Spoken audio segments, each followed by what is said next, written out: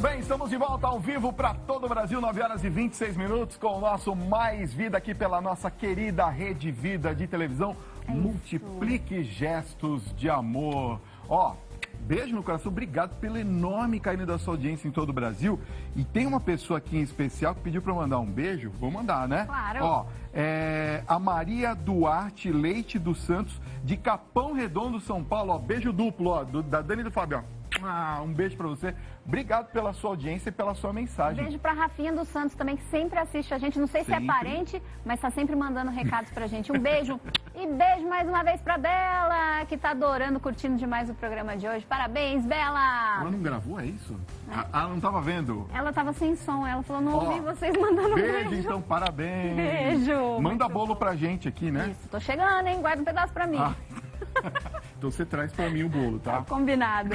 E ó, a gente tá mandando beijo aqui pro pessoal e você que participou, postou as suas fotos com a hashtag Você no Mais Vida, igual tá aqui, ó. Dá uma olhadinha aí nas imagens que vocês nos mandaram, olha só. Roda pra gente, olha lá. Olha que legal. Tem a Érica Colote Machado. A Geise! Olha que legal. Foi na formatura dela, eu fui convidada de honra, olha só. Que chique. Leandro Xavier. Aê. Que bacana. Que delícia o pessoal participando. A família do Rafael Santos. Que demais. Overload Bauru, gostei. Eduardo Bocchia, muito bem. Né? E o pessoal pode continuar participando para aparecer aqui. Põe aqui como é que funciona. Põe aqui, ó. É fácil, ó. Hashtag... Você no Mais Vida, não esquece do acento, jogo da assim, tá? velha. Você no Mais Vida. Então você só vai postar a sua foto, pode ser sozinho ou pode ser com a família, com quem você quiser, com a hashtag Você no Mais Vida, tá? A gente quer vocês pertinho da gente, então não esqueça da hashtag Você no Mais Vida quando vocês postarem aí, para poder aparecer aqui no programa, aparecer no nosso telão. E pode ser no Instagram ou no Facebook, porque a gente tá de olho em tudo. Ó. Estamos de olho, né? E quem sabe você é o escolhido ou a escolhida também para receber aí na sua casa os prêmios do nosso programa. Coloca a hashtag Você no Mais Vida para você ficar mais pertinho da gente. E vem mais novidade por aí, aguarde. Em breve a gente vai explicar como vocês serão presenteados pelo nosso programa. Enquanto isso, você vai colocando o hashtag Você no Mais Vida. Eu quero ver você aqui conosco, dentro da nossa casa, aqui no nosso programa, né, Dani? Olha, a gente falou hashtag Você no Mais Vida umas 30 vezes em menos de 10 minutos. Se então, vocês não decorarem, a gente vai ficar hashtag chateado com vocês, tá? E olha só, agora nós vamos falar sobre um assunto muito importante. Você aí de casa, está cuidando corretamente da saúde do seu coração? Pois é, estudos recentes feitos na Europa, inclusive, nos Estados Unidos e aqui no Brasil também, revelaram a relação entre o frio e o aumento de casos de doenças cardíacas. E chegaram à seguinte constatação, Dani. A exposição a baixa temperatura sobrecarrega o sistema cardiovascular, pois força reações fisiológicas para manter o corpo aquecido. Portanto, com os dias mais frios, alguns cuidados são essenciais, até mesmo com a alimentação, viu? E quem vai esclarecer todas as nossas dúvidas a respeito do assunto é o cardiologista Dr. Diego Garcia. Seja muito bem-vindo, doutor. Prazer recebê-lo aqui no Mais Vida. Tudo bem, doutor? Seja muito bem-vindo, viu? Muito bem. Vamos falar do coração, hein? Olá. E ó, os meninos têm até música aí de infarto, a gente estava brincando aqui no intervalo, né? Vieram com tudo, com o tema certinho. E a gente quer saber, doutor, quais os cuidados que a gente tem que ter no dia a dia para manter o nosso coração funcionando, batendo direitinho? Eu acho que o principal, a gente precisa manter sempre um estilo de vida saudável, né? Que inclui basicamente alguns pilares, como atividade física regular, e a recomendação da OMS é 150 minutos por semana, tendo uma frequência mínima de 3 vezes na semana, uma alimentação saudável, se manter dentro do peso, moderar no consumo de sal, moderar no consumo de bebidas alcoólicas, não fumar. E hoje em dia o que está muito em alta é o gerenciamento do estresse, que eu acho que é a nossa principal dificuldade, como a gente consegue manejar, encarar aquele estresse do dia a dia, sem deixar que isso interfira no nosso bem-estar, na nossa saúde. E o estresse a gente acha que é gerado só pelo trabalho, mas não, às vezes é por você ficar tempo demais no telefone, cuidando da vida dos outros, não é? Tudo isso deixa a gente estressado, né, Fabinho? Aliás, falar em estresse, vamos mandar aqui um beijo carinhoso também pro Chico Show. Chico, nosso câmera, está em casa assistindo a gente. Melhoras, descansa bem. Ele também sofreu aí um pouquinho com essa questão do estresse. Não é fácil para ninguém. Agora, ô doutor, Nós falamos um pouquinho agora sobre a questão do inverno. Explica pra gente como é que é essa questão da relação do inverno com os problemas cardíacos. Então, a gente tem alguns estudos que começaram a ser feitos porque alguns médicos começaram a notar que a frequência de idas assim, pronto-socorros, internações, aumentava muito durante o inverno. E a gente tem essa constatação que pode aumentar até em média 30% dos casos de infarto ou de descompensação de alguma doença cardiológica. Basicamente isso acontece por quê? Porque durante o inverno a gente tem um processo que a gente chama de vasoconstrição. Basicamente os vasos do corpo, eles ficam com um assim, calibre menor. Isso faz com que a pressão possa ficar mais alta, sobrecarregue mais o coração. Também durante o inverno, geralmente a gente ingere menos líquido, né? A gente ingere menos líquido, pode fazer com que o sangue tenha algum problema na coagulação, facilitando também a ocorrência de infarto, pressão alta, arritmias e etc.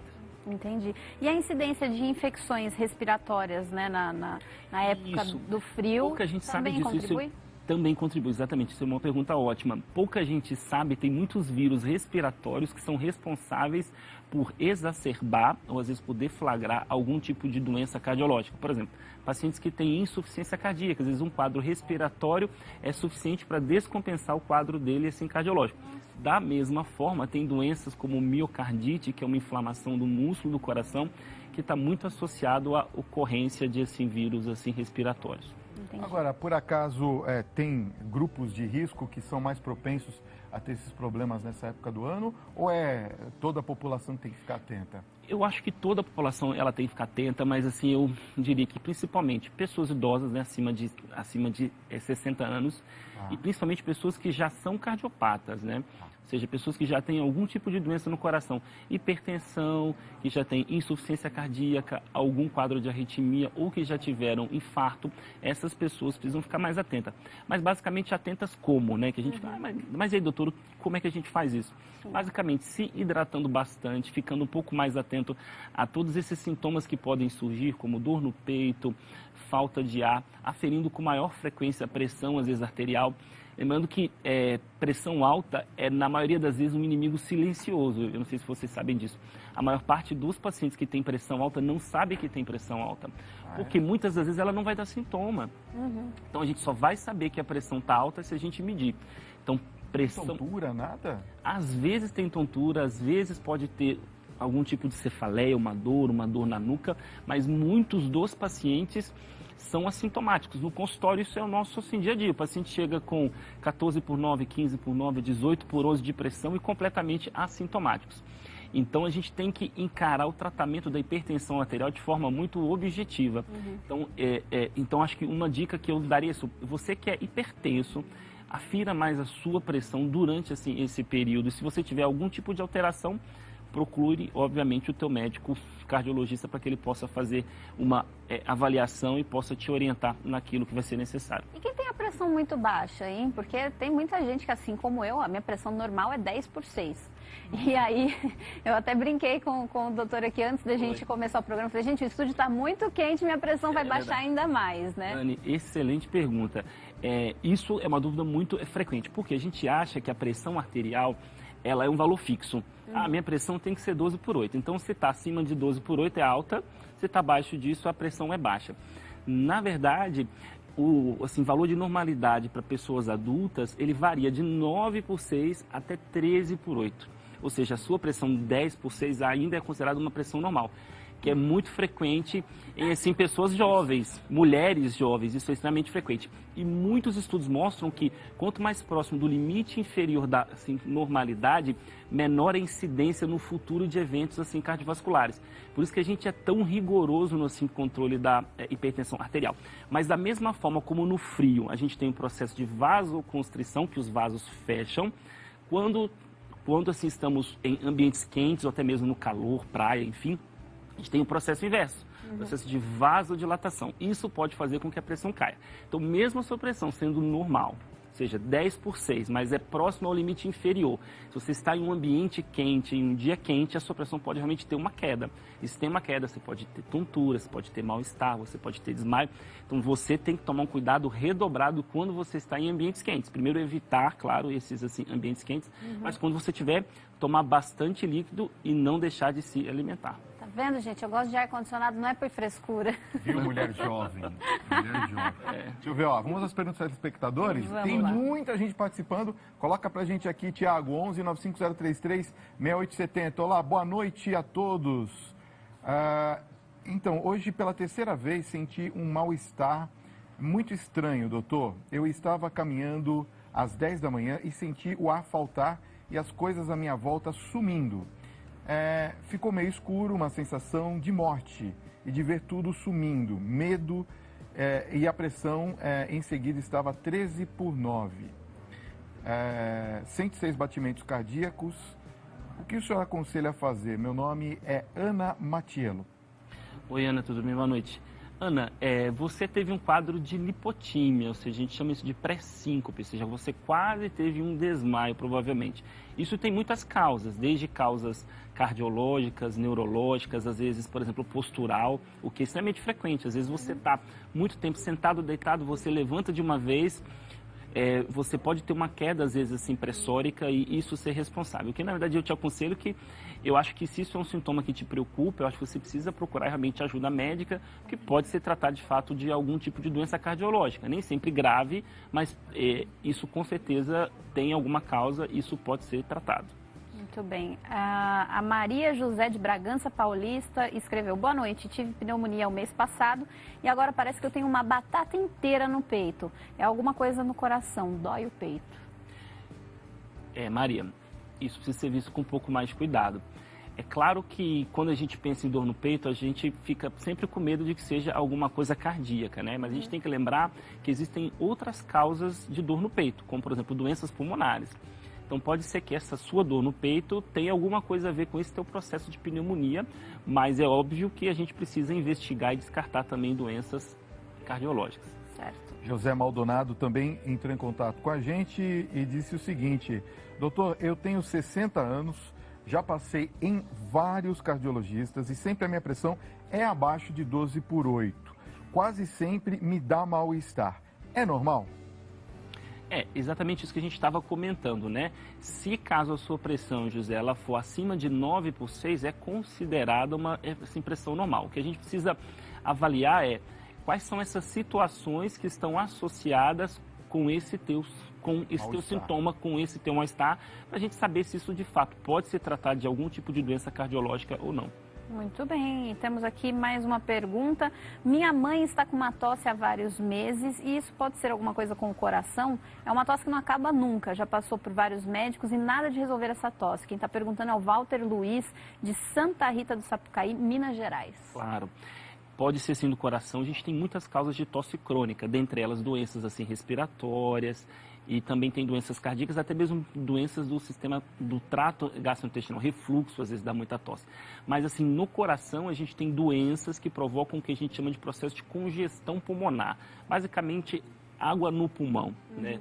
E isso pode levar à tosse, ou seja, pessoas que têm insuficiência cardíaca, pessoas que têm problemas em válvulas do coração, podem ter tosse seca de forma crônica, ou seja, às vezes a tosse é o único sintoma que assim, o paciente tem. Mas geralmente acompanhado da tosse tem sempre a falta de ar aos esforços, ou seja, observe se você tem algum tipo de cansaço para fazer um esforço que antes você não sentia. Por exemplo, se você antes subia 2 lances de escada e antes disso você se sentia bem, agora não, você sobe um lance e você já fica cansada. Isso pode ser um sinal que você possa ter alguma doença do coração. O meu xará lá, o Fábio, de Duque de Caxias, pergunta: doutor, eu sinto muitas palpitações no coração sempre quando eu acordo de manhã. O que isso pode ser? É normal? Isso pode ser normal porque durante a manhã, principalmente quando a gente acorda, a gente tem uma descarga adrenérgica maior. Então a gente sai de uma situação de repouso, onde a gente tem a pressão arterial mais baixa, a frequência cardíaca mais baixa. Eu não sei se vocês sabem, naturalmente, normalmente a nossa pressão e frequência cardíaca caem em média 10 a 20% durante o sono. Uau! Isso é normal, porque a gente fica em um estado basal. E quando a gente acorda, naturalmente a nossa pressão sobe um pouco, a nossa frequência sobe um pouco, e a gente quando acorda, às vezes dependendo da forma como acorda, às vezes um pouco mais agitado, às vezes com uma ligação, às vezes com o filho, pai, acorda. Às vezes já te dá como se fosse aquele samba da frente da sua casa. Exatamente. Então, às vezes pode dar aquele, entre aspas, tranco, ou seja, aquele assim estímulo maior. Isso pode ser uma descarga adrenética que faça com que o teu coração ele fique mais acelerado. Não é preocupante o seu coração estar acelerado. O preocupante é se a tua frequência está alta e se isso é uma arritmia. Porque nós temos um estímulo fisiológico, né? Que, por exemplo, quando nós praticamos atividade física, quando nós estamos às vezes um pouco mais ansiosos, a nossa frequência cardíaca está um pouco mais alta, mas é o ritmo normal do coração acelerado. Não é nenhum tipo de arritmia. Uma coisa, no caso da Dani, que ela falou, por exemplo, que ela tem a pressão baixa, também diminui 10% ou não? Também diminui. Também diminui. A média, naturalmente, assim, a gente tem esse exame que avalia isso muito bem, que é um mapa, que é o monitoramento ambulatorial da pressão arterial. Ele mede a pressão arterial durante 24 horas, em torno de 70, 80 medidas durante o dia e durante a noite. E a gente verifica isso porque um dos parâmetros de normalidade é que a pressão caia entre 10% a 20%. E o paciente que não tem essa queda durante o sono pode significar que ele tem um risco aumentado para apresentar hipertensão arterial no futuro. Que medo. E a gente está falando aqui de horário, de medir pressão e tudo mais. A Iracema de Balsas, ela falou assim, boa noite, eu sou hipertensa e gostaria de saber quantas vezes tem que medir a pressão durante a semana e o horário ideal para fazer isso. Excelente pergunta, Iracema. Nós, assim, não temos esse tipo de informação consolidada, mas o que eu poderia dizer, Iracema, para você é assim, a sua pressão arterial precisa estar controlada o dia todo. Se for de manhã, de tarde, de noite, de madrugada. Mas qual que é a principal recomendação? Que você faça essa aferição em estado de repouso. Né? Ou seja, que você afira a sua pressão quando você estiver mais calma, tranquila, não chegue da rua e já vai direto aferindo pressão arterial, porque ela vai estar um pouquinho mais alta. Não subir 3 andares de escada e de repente medir a pressão. Exatamente. Então, lembrar que esses valores de referência é para pressão arterial em repouso. Normalmente, sob qualquer tipo de estímulo, estresse, esforço físico, a nossa pressão arterial sobe mesmo. Então, tem que ser em condições de repouso, pode ser qualquer horário do dia, e de preferência umas 2 a 3 vezes na semana, pelo menos, para você ter certeza que a tua pressão está ok. Tem uma pergunta que chegou aqui, bem rapidinho, tá? Claro. Boa noite, eu gostaria de saber, doutor, quais são as novas tecnologias farmacêuticas para tratar a hipertensão arterial, até porque falamos muito sobre isso. É a Maria Paula, de Itapetim, Pernambuco, e ela disse que gosta muito do nosso programa. Ó, beijo para você, viu? Basicamente, hoje nós temos drogas que são mais potentes e que têm uma duração um pouquinho maior. Antigamente nós tínhamos drogas que nós tínhamos que dar 3 vezes por dia. Hoje a gente dá uma única droga, uma única vez por dia e ela faz efeito durante 24 horas. Além do que tem menos efeitos colaterais e tem uma potência maior. Muito bem. A gente tirou algumas dúvidas, são inúmeras as dúvidas que surgem. O nosso WhatsApp fica bombando aqui. Qualquer dia o Dr. Diego volta aqui para esclarecer mais dessas dúvidas, mas quem quiser também entrar em contato ou saber mais, está aqui o site que é www.g2health.com.br. Certo, doutor? Obrigado, Dani. Obrigado, Fábio, pela participação. Muito bom. E a gente vai para o intervalo agora, mas a gente vai daquele jeitinho especial, né, Fabinho? Vai, claro. Coisa a gente boa. vai pedir, claro, para que eles toquem uma música, mas antes eu quero dizer para... Cadê a câmera? É esta daqui. Trocou.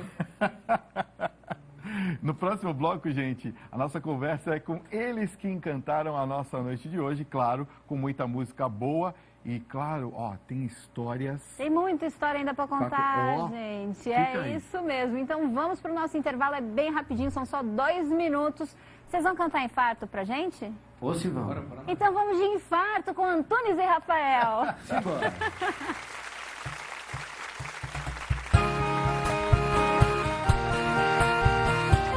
Bora infartar.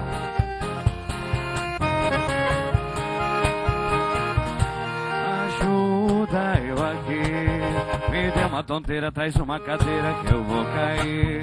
Cancela a cerveja, traz água com açúcar aí. Já me senti assim.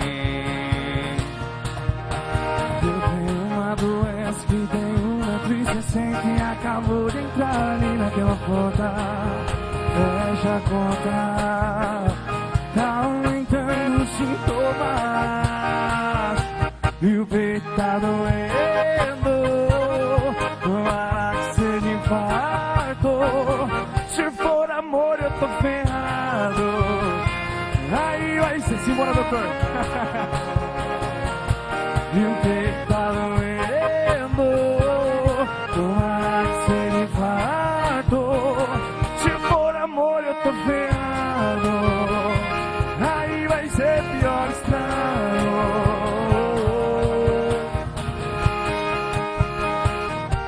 Infartar não é bom não, rapaz.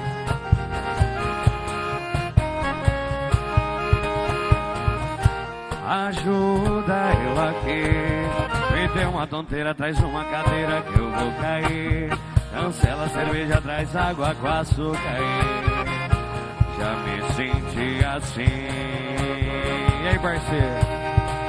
Eu tenho uma doença que tem 1,60 m e acabou de entrar ali naquela porta. Fecha a conta, tá aumentando os sintomas e o peito tá doendo. Tomara que seja infarto. Se for amor eu tô ferrado. Aí vai ser pior estrago. E o peito tá doendo. Tomara que seja infarto. Se for amor eu tô ferrado. Aí vai ser pior estrago. Segura, doutor.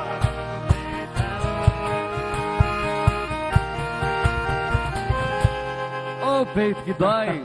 Dói demais da conta? Obrigado. Obrigado, gente.